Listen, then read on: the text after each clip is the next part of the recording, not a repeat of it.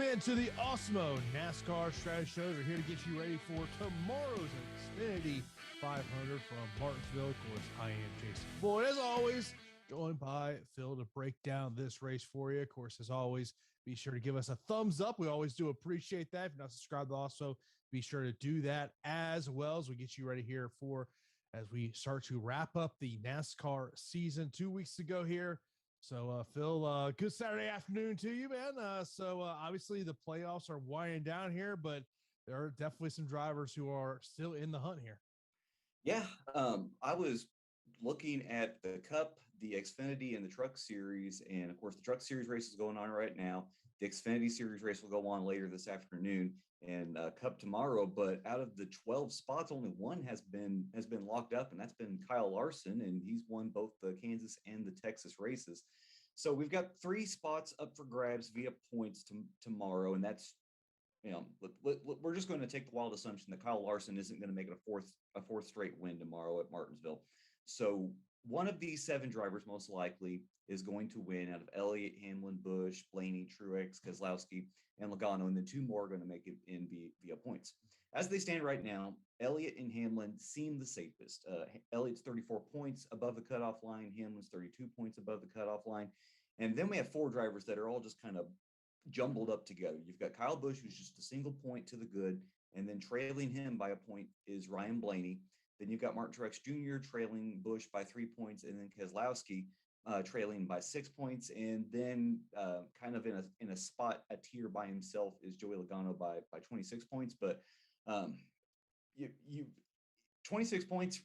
It seems like that's a position that Logano is going to have to win in order to get himself in here. But I will point people to last year. Nobody had locked themselves into the playoffs. So all 4 of these spots were up for grabs in last year's version of this race.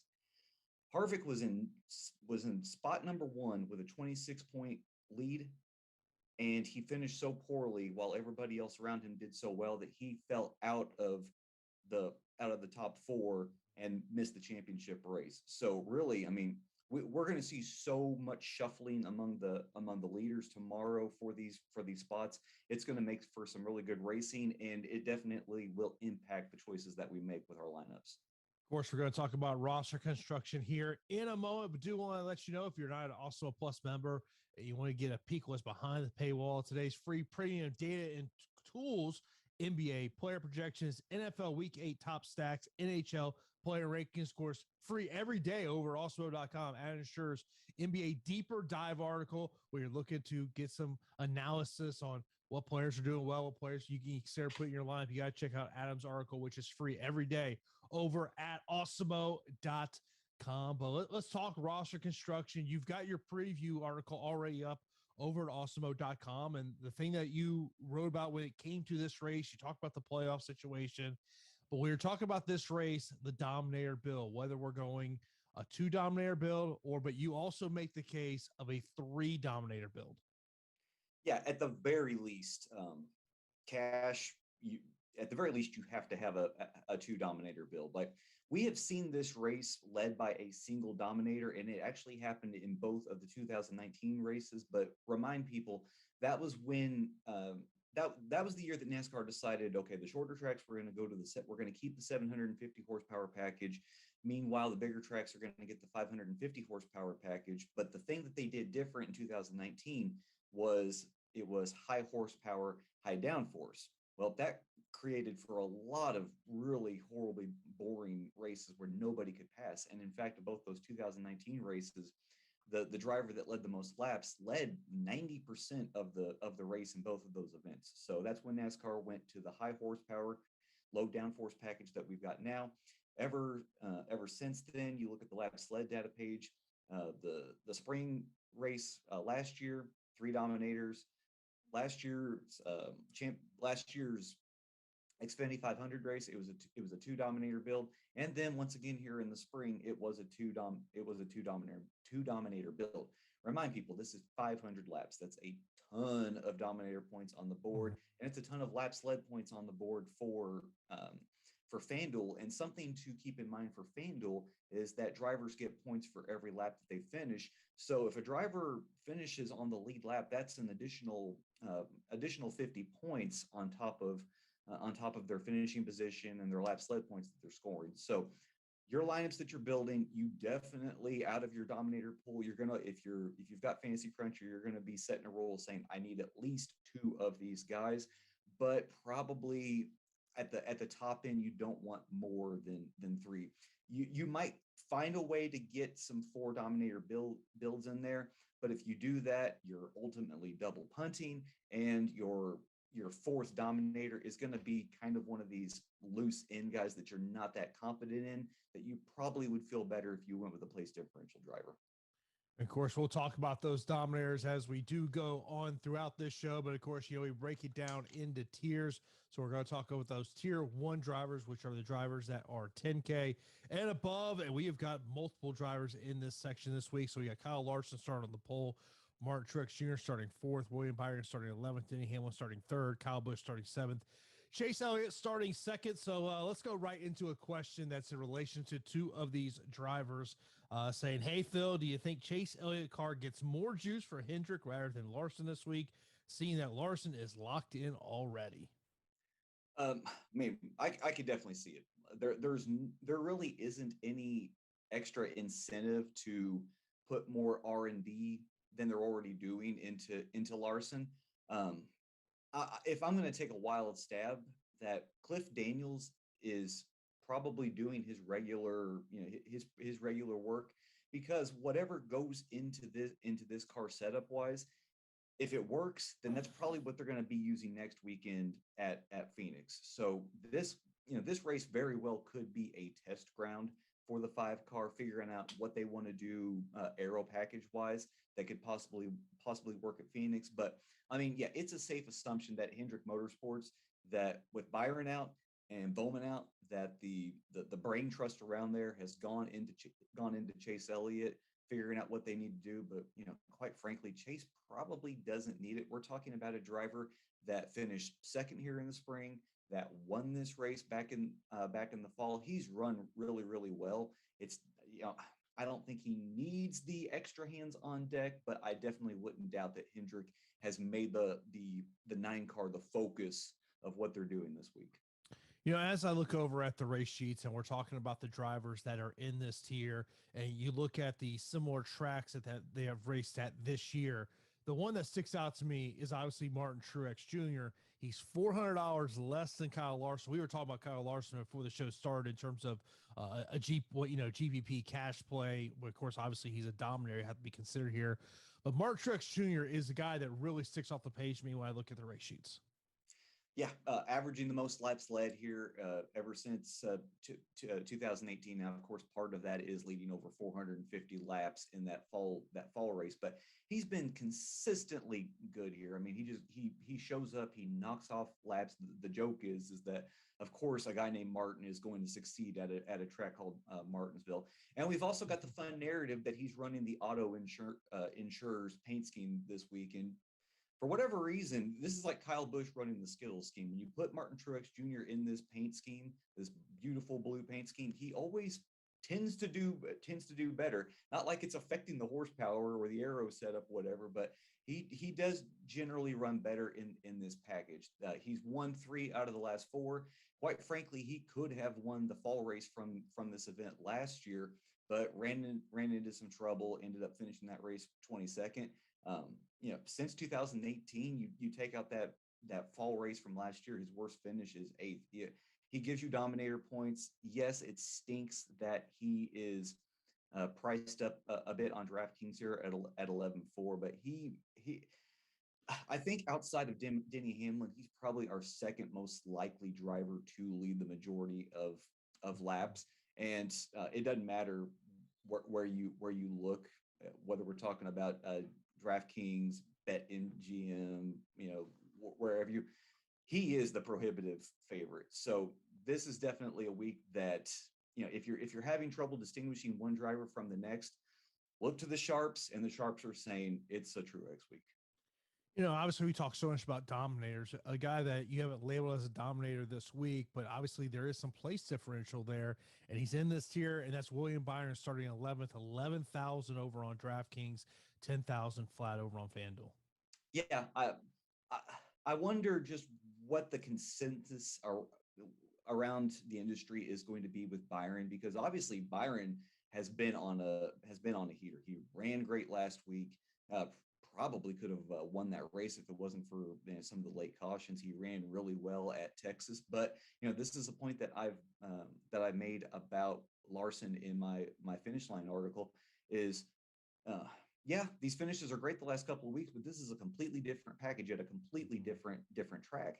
And if people are just following the momentum, following the hot streak, then they might get tempted to go here with Byron. But Lord, at $11,000 here on DraftKings, you need Dominator points, and that just consistently hasn't been what Byron has offered us here at this track. Yeah, he got a fourth place finish in the spring. He's gotten some top five finishes, but he's got a lot of other DNFs, quite frankly, sprinkled in there.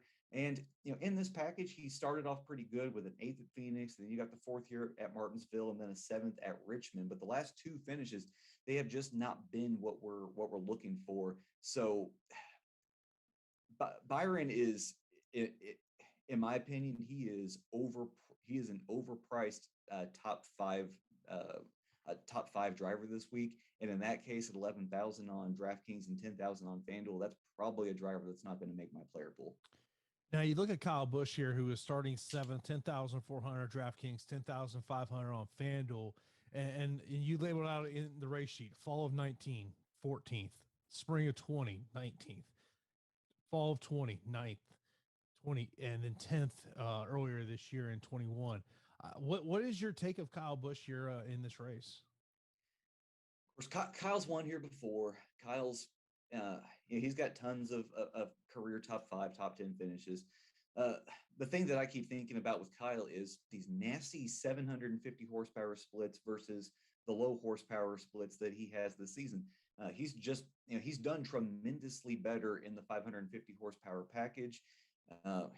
Here in this package, yes, he's been a top 10 driver, but out of our five races that fit this corollary of shorter, flatter venues that are a mile or smaller, Kyle's got a best finish of eighth, and he's averaging just 9.2 laps led over these five races.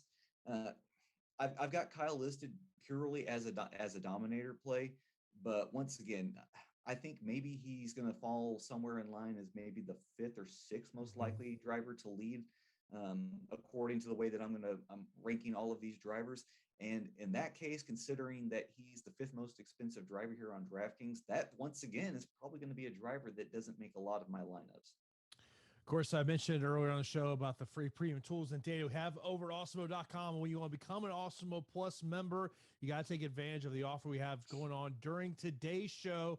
For a new user of Awesemo Plus Platinum, get 25% off your first week when you use the promo code NASCAR Strategy Show. That's NASCAR Strategy Show, all caps, one word, NASCAR Strategy Show, to get 25% off your first week of Awesemo Plus Platinum. You see it there at the bottom of the screen. Of course, you get all the great premium tools and data we have over at Awesemo.com. When it comes to ownership projections, player projections, and so much more. And of course, as I always recommend, add Fantasy Cruncher to your account. That's going to be a valuable tool for you to figure out what you want to do lineup wise. And of course, if you just want a Awesemo Plus NASCAR weekly pass, you can get that for $9.95. Stop guessing, start winning. Join Awesemo Plus today. Now moving on to the next tier of salary drivers. This will be the salary drivers that are in 9K and 8K range over on DraftKings.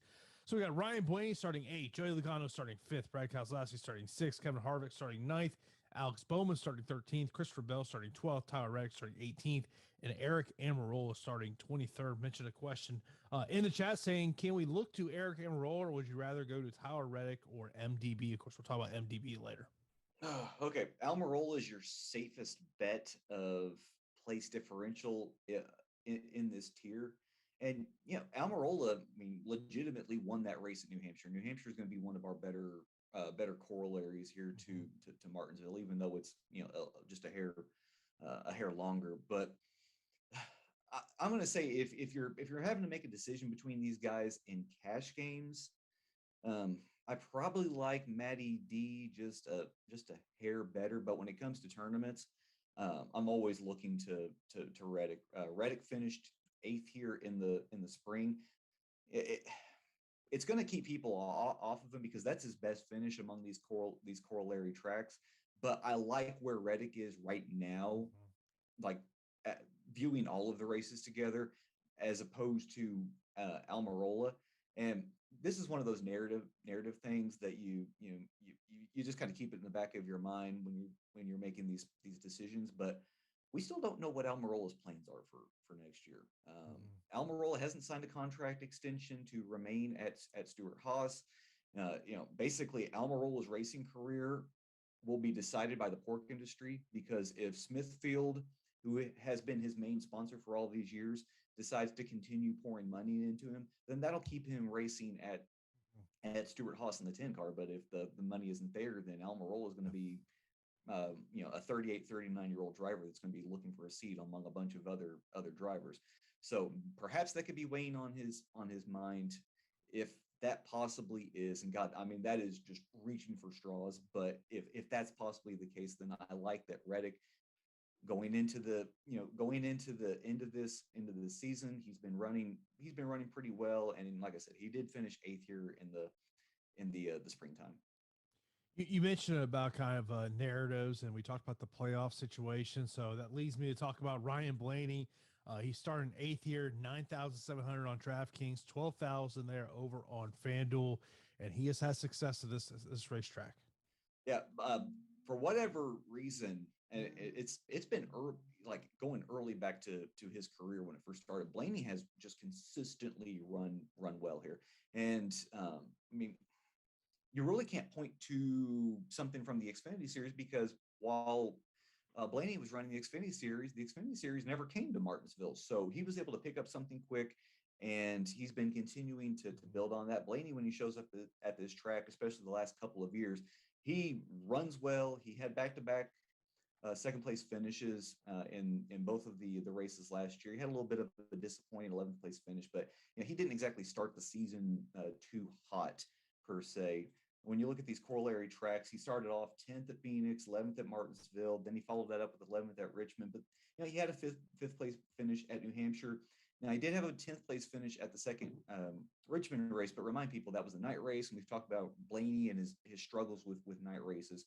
So this is Blaney is, it might surprise people, but Blaney should not shock you if he, for one, wins this race.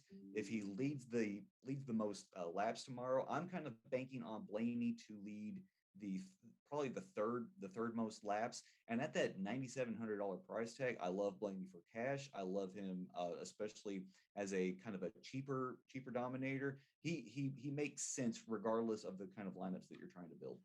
And when we're talking about Dominators, there's two other guys that we haven't mentioned about that have to be in our consideration for Dominators, that being Joey Logano starting fifth, Brad Keselowski starting sixth. They're only separated by $200, $9,500 for Joey, and for Brad, it's $9,300. Yeah, God, I really like Joey too. In fact, this might come back to bite me, but I'm right now with my cash lineups, like the easy decision, it seems, is okay, let's just play Martin Truex. Well, I'm trying to get three Dominators in my cash lineup this week, and if I go Truex, Hamlin, and then somebody cheaper, I mean, I'm really almost on the verge of being forced to use a punt, or maybe even double punting at that point. I think Logano is gonna lead some laps, and at that $9,500 price tag, and you look at the race sheets, he's averaging the second most laps led here since 2018, and he doesn't have one of those gigantic 450 lap led performances in his back pocket. Logano gets to the lead, he stays there, he racks up these laps led points, and I think that's something that we can probably bank on for tomorrow. You look at how he's done in this package at our corollary tracks. Second at Phoenix, he led the most laps in that race. Sixth place at the first Martinsville race. Then you got a third at Richmond, a fourth at New Hampshire, and then a fifth at the second Richmond race. So, I mean, this guy is top six in all five of these races. I really like Joey. When you look at Brad, Brad's numbers look pretty comparable to Joey, but so much of Brad, especially his Dominator points, are so reliant on that spring 2018 race when he just led the bulk of that race. He's got a couple of top 5 finishes, but Brad, once again, he's kind of like Kyle. He's done much better in the low horsepower package as opposed to this higher horsepower package.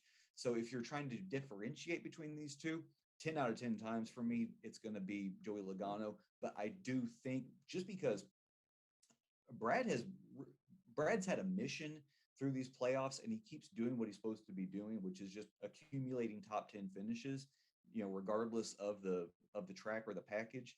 So Brad's really coming in with a head of steam, and I don't think you can discount him as a potential dominator. Like if you're building just 20 lineups tomorrow on DraftKings, he probably isn't going to be a guy that you have maybe more than 5 to 10% of. But he is a guy that I think that you should consider as a third dominator in your lineups, because I do think he's capable of getting somewhere in that neighborhood of like 40 to 50 laps led.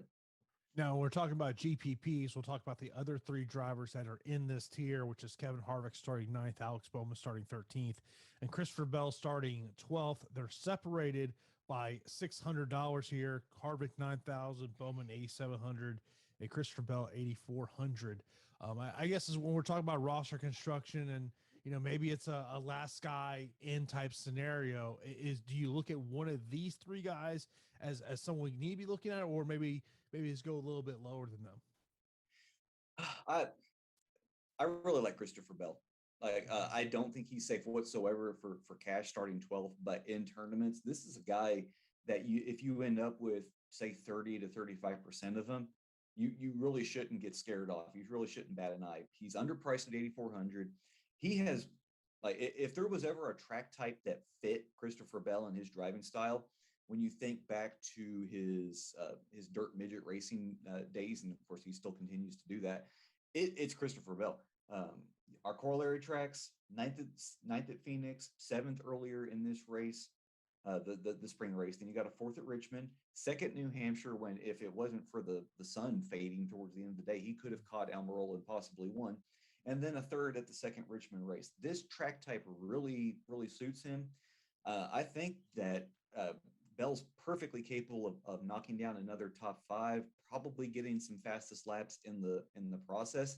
And yeah, I'm definitely gonna take him over Harvick, which I think Harvick kind of has he's got top 10 appeal. But Lord, if you're gonna give me a $600 discount with a little bit more place differential, I'm gonna take Bell.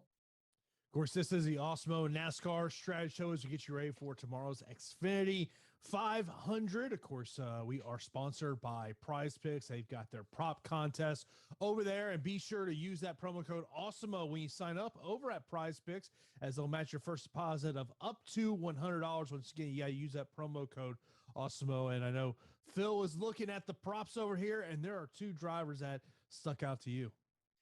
Yeah, the first guy is Joey Logano. He's got a over-under of 33. Now, that, without worrying about lap sled, that just means we need a 7th place finish or better. And, I just rattled off his finishes in this package at these corollary tracks, and he's been doing that all season. So expecting him to carry that on. And then we've got Ross Chastain at 26.5. That's going to mean that he needs a 14th place finish or better. And he didn't exactly start the season off that way, but the last 2 races in this package, that's exactly what he's been doing with top 10 finishes.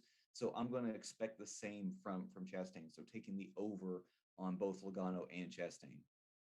And of course, be sure to use that promo code Awesemo when you sign up over at Prize Picks. They'll match your first deposit up to $100. You can play all types of contests over there. There's no sharks. There's no optimizers. There's no mass entries.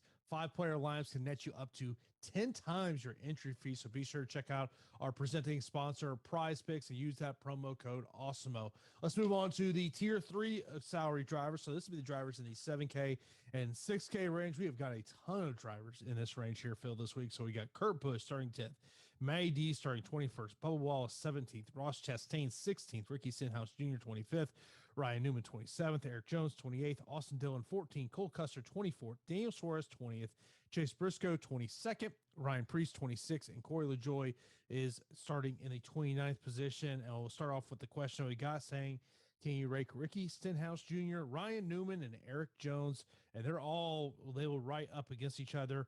Stenhouse 7,200, Ryan Newman 7,100, Eric Jones 6,900.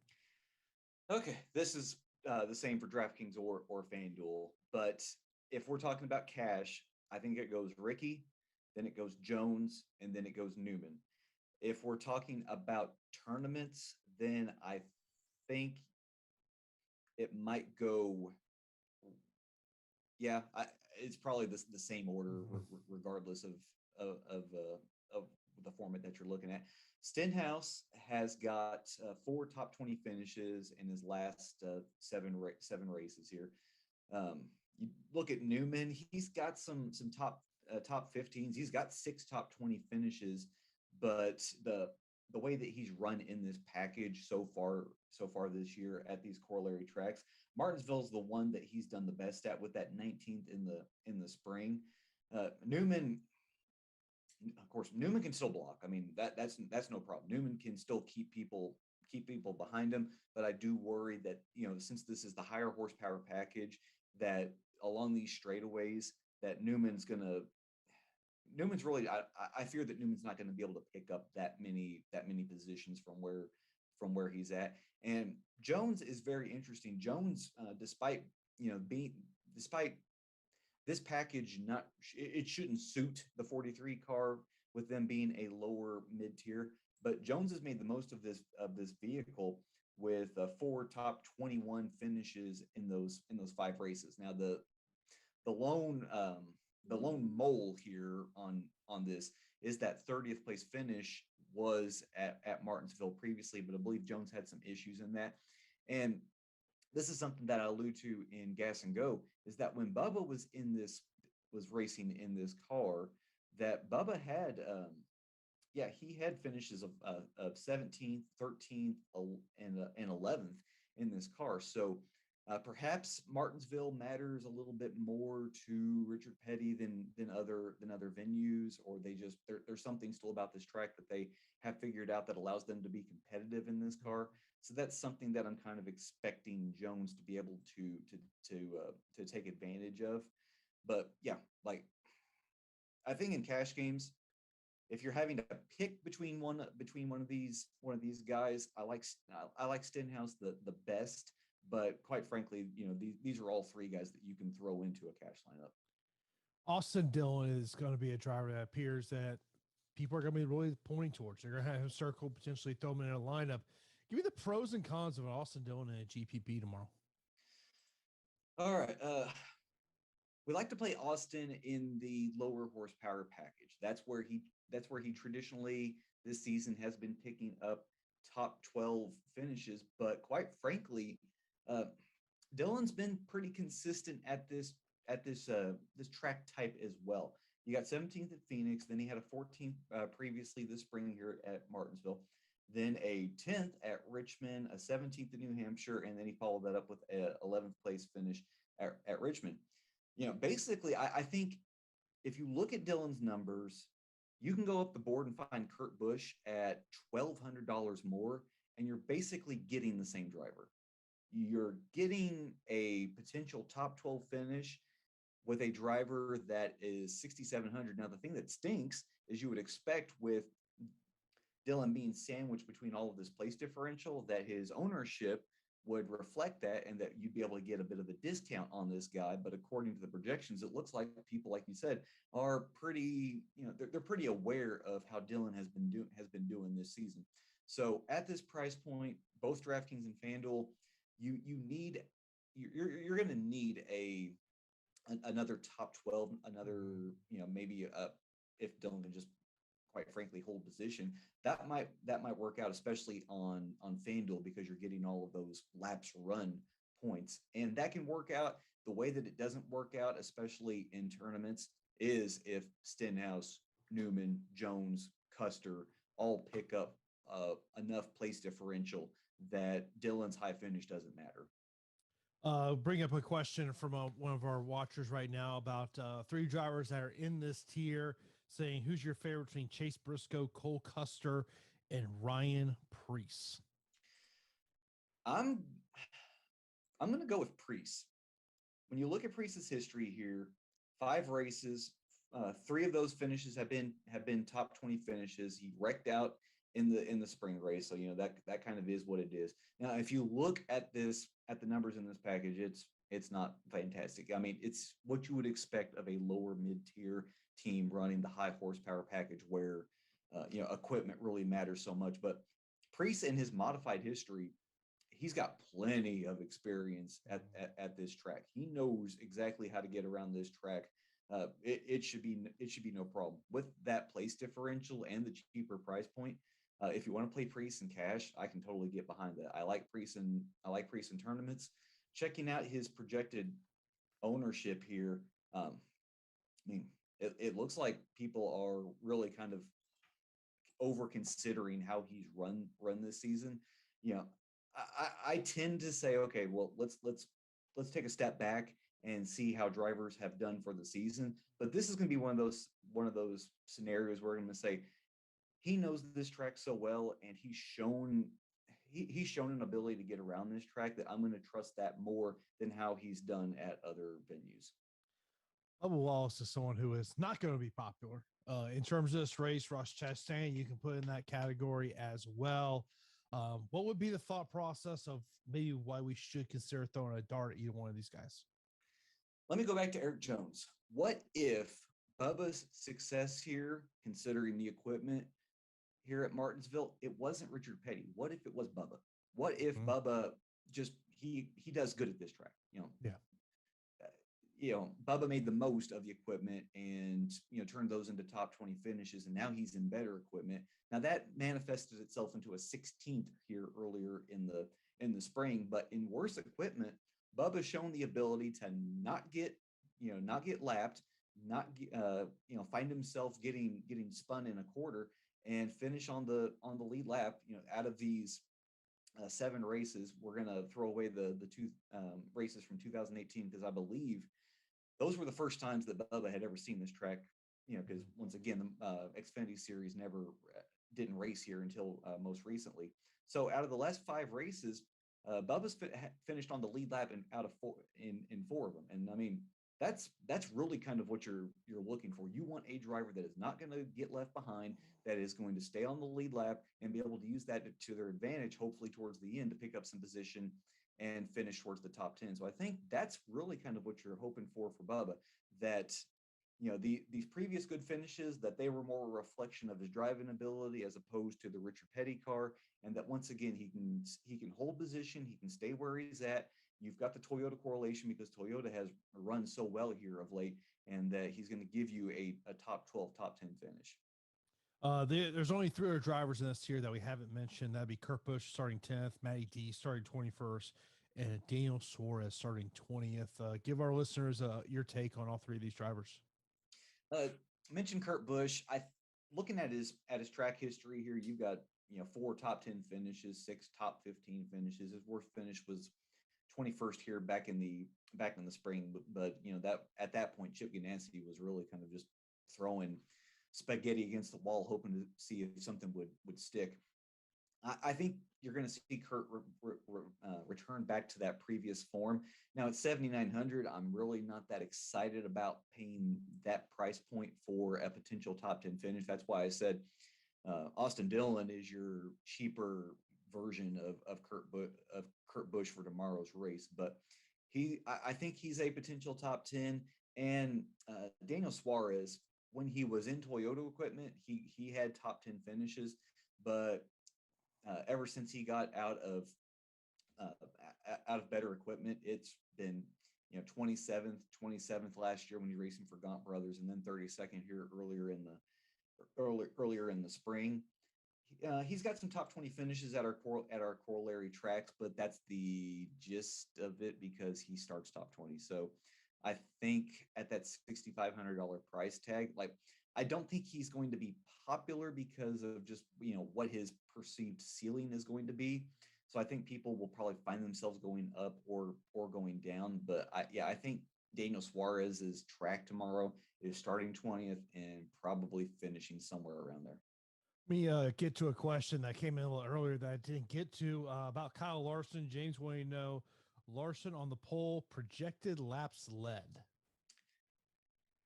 This, the, if you want to know like what's going to make or break lineups tomorrow, this is it. Because I don't think that Larson is going to lead that many laps. Like over his last 5 races here, he's averaging 1 lap led per race. But dang it, this is Kyle Larson in Hendrick equipment, starting on the freaking pole. I don't want to doubt the best driver right now, and probably like it's in this package. It's not the fastest equipment. It's not the best equipment. I think he's ranking somewhere like maybe 4th or 5th, because in this package at these types of tracks, the first, second, and third fastest cars have all been Joe Gibbs Toyotas. But in that catbird seat, he should be able to dictate the laps led. But, and this is a big but, the laps led data shows that ever since 2019, and crap, you can take this going back to like 2017, the very track that the pole sitter should do amazing at, they don't do well here. In the spring, the pole sitter led 6 laps. Last fall, led 3 laps. Spring of 2020, led 34 laps. Fall of 2019, led 30 laps. Spring of 2019, led 5 laps. It has not been good numbers. And then if people will look at the 750 horsepower package numbers that I've been compiling all season, the most laps led by a pole sitter all season was 107 by Martin Truex Jr. at Richmond, one of his better tracks. But outside of that, and we're talking how many races here? We're talking, I think like 8 or 9. The most laps led by a pole sitter outside of Truex's anomalous 107 was the pole sitter at Phoenix leading 19. So think about that. 19 laps led. That is the most that any pole sitter has led outside of Truex at Richmond here in this package.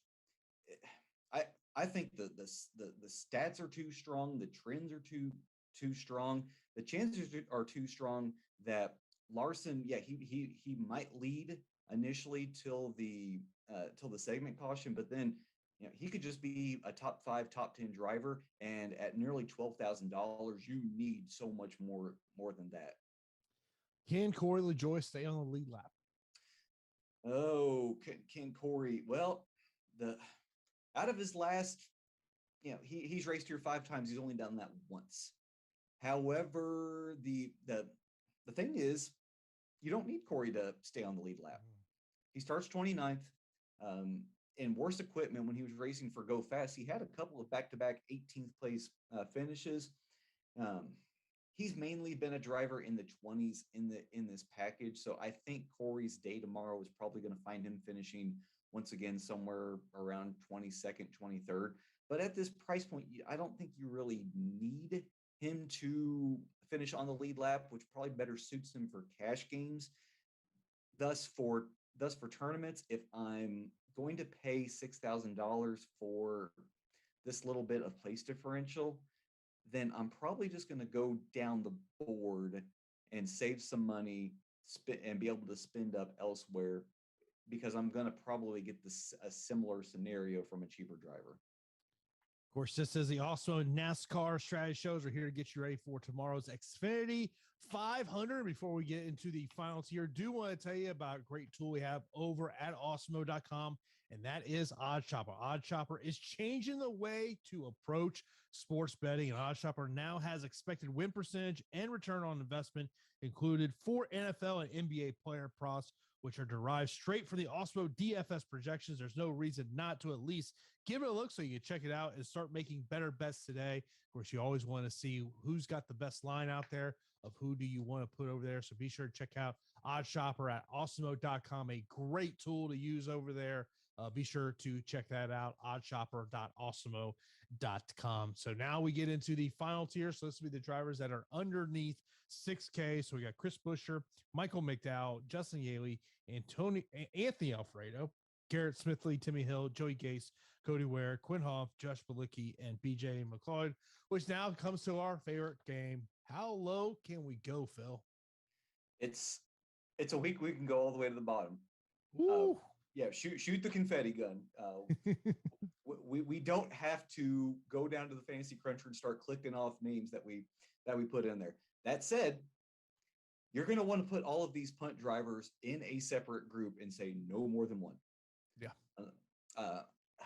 If you look at the past three optimal lineups, besides them all including Ryan Blaney, another reason to really like Ryan Blaney because he's been able to make the optimal lineup on DraftKings the past three races. If you look at these past three optimals, and of course this information is included in the race sheets, you just have to click on the different tabs there at the end. The correlation has been every single one of these optimals has included one driver priced at $5,900 or below. This past spring, it was James Davison, not in this race. He started 37th. He finished 22nd. He just happened to not wreck out. And that's all we're wanting from these punt drivers. Mind their P's and Q's. Don't get spun. Don't get turned around. Don't wreck out. That's the gist of it is just finish the race. I don't care if it's 10 or 15 laps down. Just finish this race. Davison made that optimal lineup at $5,000 and allowed you to get in, two Dominators, allowed you to get in two more drivers that were priced at $8K, and then another driver who was Bubba. And that's another thing. Bubba's made the optimal lineup 2 out of the last 3 races. You go to this race last year, Ty Dillon was that punt play that ended up making the optimal lineup, and then the Blue Emu 500 from 2020. It was Michael McDowell at 5,100 that made the optimal. So they are definitely viable this week. However, even though this is a 500 lap race, I really think that you're going to want to set your rules that you only take one of these guys. You only want to take one dart throw per lineup on these drivers. Now, if you end up with a lineup where you don't have a punt play, I mean, that's perfectly fine. That's probably going to be a way more of a balanced build than a lot of people go for. But I think the majority of your lineups are going to have you looking for access to one of these cheaper drivers in order to get in as many Dominators as you can. And quite frankly, I can't make a case why you shouldn't play any of these guys. Like the only one guy that I would probably stay away from is Timmy Hill because he's in Carl Long's Motorsports Business Management Equipment, and I don't trust that stuff any day. It always seems this year, especially this year, to just run worse. It's not reflecting in our ownership, but the driver that I'm expecting to get the most ownership this race is going to be Cody Ware, and it goes back to a really weird circumstance that goes with the driver points. This is from Bob Pockrass. Cody's going to be driving the 51, and this is what he stated. The 51 is now 1 point ahead of the 15. Now, if you own a charter and it doesn't finish in top 30 in points for I think at least 3 consecutive years, NASCAR can either force you to sell the charter or they'll just outright take it from you. So that's what Rick Ware's looking at. He's only 1 point ahead of the 15. And if it stays ahead of the 15 and the 53 and the 00, so Quinn Half can screw this up, it would not be in danger of NASCAR taking or forcing the sale of this. So I've seen that story definitely picking up some steam. So expect Cody to probably be the highest owned out of all these guys just because I fully expect the Rick Ware camp, all of these drivers to, if Cody's around them, they're moving out of the way. They know what they have to do in order for the boss to not lose this charter. So Cody should finish the best out of all of these guys, but Cody's potential and his driving ability, he could totally screw this up. I think there was like 3 or 4 different times in the spring that Cody was involved in a wreck, and somehow he finished this race. So Chris Buescher is someone that we are seeing getting ownership, but he starts 15th. So like what's kind of the ceiling for him in this race? Oh yeah. Buescher is the perfect jumping off point to get away from the rest of these typical punt plays. With these guys, you're crossing your fingers. Michael McDowell, probably not so much, but with the rest of these guys, you're just hoping that they finish the race, that they don't wreck. And with Buescher, you need really you kind of just need a top 20 finish. And Buscher's given that to you in 4 out of these last seven races. Like you look at his numbers here, there are a bunch of top 13th and 12th place finishes, including a 13th finish back here in the spring. So considering he's a little bit higher up, and I expect Corey and Priest to get so much more ownership than Buscher. Like if you're in this range and you can get up to Buscher in tournaments, that might be the perfect jumping off point to get away from these punt plays, to have access to a driver that you just need him to finish the race, in the top 20, and it should work out. Of course, if you do have any questions, we'll be here about another 5 minutes. We'll get those questions into you. Of course, be sure to follow us on YouTube, subscribe to the channel, hit that notification bell so you know when a new show is live here on the channel. Of course, we got shows for you all day long. You got the Prize Picks NFL show coming up next after us to talk Prize Picks for tomorrow's slate of NFL action. I actually will be, once this show's done, I head to the airport so I can get to New Orleans later on today for Bucks and Saints tomorrow. We'll see. It's going to see how loud that building is. New Orleans, that thing's cranking. It's loud. Yes. It's loud. For an indoor stadium, boy, it's loud. It's loud. It's loud. Seattle and Kansas City are another level. Those are outdoor stadiums out there. Thoughts on Daniel Suarez?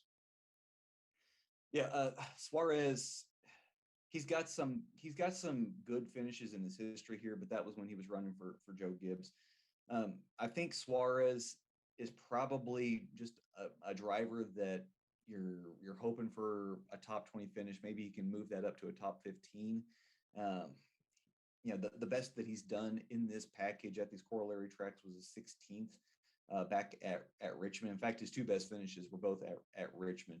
So I think you're really kind of holding on to the end of your skis here, hoping for a top 20 finish. And in that scenario, God, I'll drop down to Chris Buscher once again, who I think is capable of a similar scenario at a cheaper price point. Of course, another question that we had about is Anthony Alfredo too low? No, Alfredo makes sense in tournaments. Like Alfredo's just part of this group that you need him to just finish the race, because there will be attrition. There's been tons of attrition these last 2 races, and if he can just manage to not get caught up in it, starting 32nd, he's fully capable of doing what James Davison did in the spring and picking up double-digit spots and, hopefully, possibly finishing somewhere near that top 20. Of course, that is going to wrap it up for this edition of the Awesemo NASCAR Strategy Show. We'll be back here next weekend for the final race of the season. Of course, keep it locked here to Awesemo.com. Coming up next is the Prize Picks NFL show. That's the guys will get you ready for tomorrow's week number 8. Think about that. What week number are we in here? Week 8 of the NFL season. So, Phil, anything you want to leave the listeners with before we go here? No. It's going to be a good race tomorrow. It's going to be really entertaining, especially with as close as the points are, and definitely excited to wrap up this season next week in Phoenix. And that is going to do it for this edition of the Awesemo NASCAR Strategy Show. We will talk to you next week. Hopefully everyone has a great weekend, and we'll talk to you next weekend for the Awesemo NASCAR Strategy Show. Have a good day, everybody.